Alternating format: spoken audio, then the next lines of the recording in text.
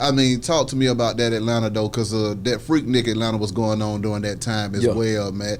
What were those streets like and those parties like when you had the soundtrack to it going crazy? Hey man, again, I didn't know it was gonna be like this, but it felt great, man, to have songs being played, because we like I said, we had the ATL drop doing Freaknik of 92, 93, 94. You know what I'm saying? 95 is when I dropped the What's Up, and we actually shot the What's Up video doing Freaknik. You know what I'm saying? And which put a stamp, and which attached me to Freaknik. You know what I'm saying? Through the music, and I think I might have been the only one that had like a video that comes on Freaknik 95. You know what I'm saying? With that, you know what I'm saying? So it was another blessing. Like I say, God. You know what I'm saying? It was like, just having the right people. Shout out to Tony Mercedes, and Michael Malden. You know what I'm saying? Jermaine Dupree. You know what I'm saying? And everybody else that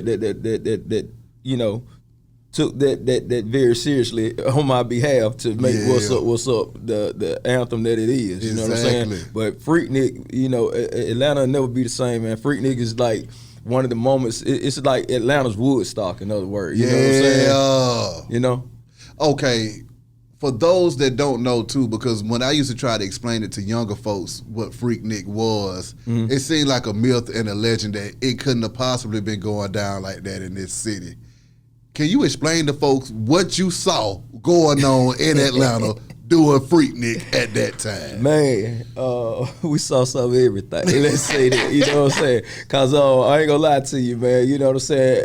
It was gridlock, you know what I'm saying? Imagine being on 75, 85, you know how traffic be at a standstill now? Imagine it being like that for like doggone 7 hours though.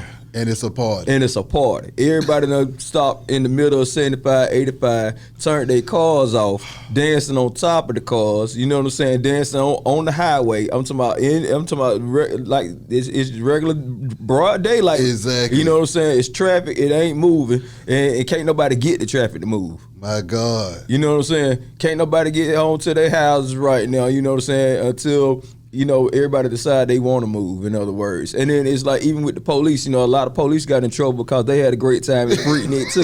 You know what I'm saying? So a lot of APD, you know what I'm saying, that was doggone, turning up the what's up, and freaking at Freaknik, man, you know what I'm saying? I know y'all enjoyed yourselves, and you know what I'm saying? I'm grateful to have been able to provide a musical soundtrack for your great experience of Freaknik. Now, that was what was going on the surface streets. What was it like inside of the clubs during that time? Bananas.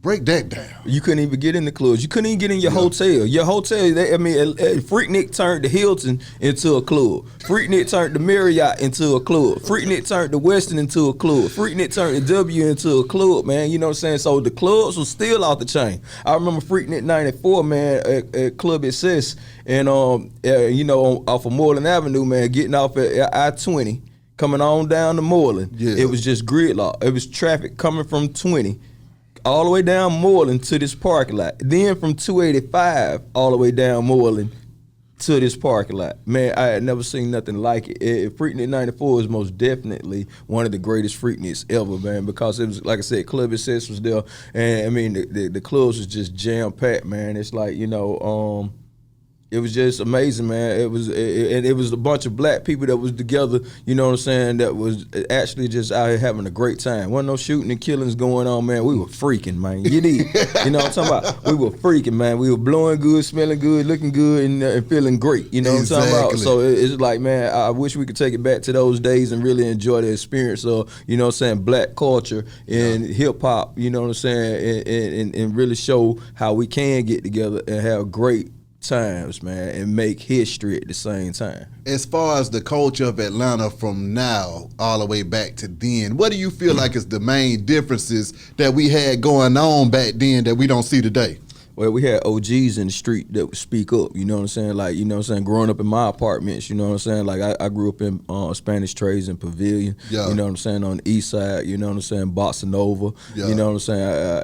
It's like, you had OGs in the apartments, man, that would doggone, really get on to the youngsters' heads. Like, man, you know what I'm saying, you better stop that jump, you know what I'm saying? They, man, I ain't say you better stop. Sometimes they give you a warning, sometimes they may not give you a warning. They just stop you know your what I'm saying? Yeah, so it was a respect respect thing going on. Right now, ain't no respect, and respect is the foundation of our relationships. Come on, you know man. what I'm saying? Yeah. So it's like it's no respect. You know what I'm saying? A lot of the youngsters think they just, you know what I'm saying, came out they mama wounds, jumped in some huggies, and started doggone just, you know what I'm saying, making things happen. Yep. You know what I'm saying? Yeah. And that ain't how it go. You know what I'm saying? Even when you look at these buildings through the city here, you know what I'm saying? Somebody had to come through here, man. It was just once land. You know what I'm saying? A bunch of land, man. The trees and everything. Somebody had to come through here with doggone bulldozers and everything, earth movers, and get rid of all the trees and the tree stumps and the boulders and, you know what I'm saying, all the dirt, haul all that away and build a city. You know what I'm saying? And it's like right now, I don't think that the young generation is giving their OGs the respect and